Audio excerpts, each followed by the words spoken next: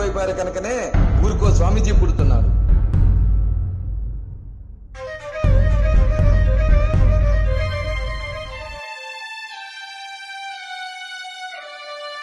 చూడరా నాన్న, ఆ భగవంతుడు మనిషిగా పుట్టాలి అన్నా తల్లి గర్భాశయాన్ని ఆశ్రయించే పుడతాడురా.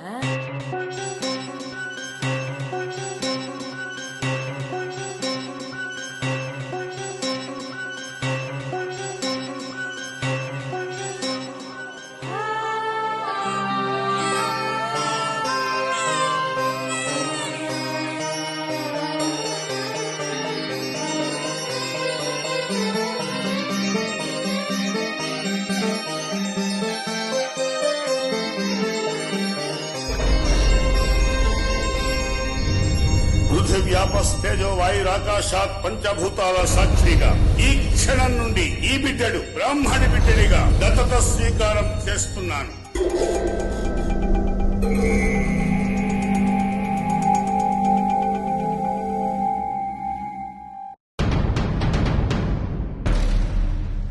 ఊర్లో ఇంతమంది బ్రతుకుని దేవుళ్ళు తిరుగుతూ ఉంటే గుళ్ళో ఆ రాజదేవుళ్ళు ఎందుకు పూజించాలి?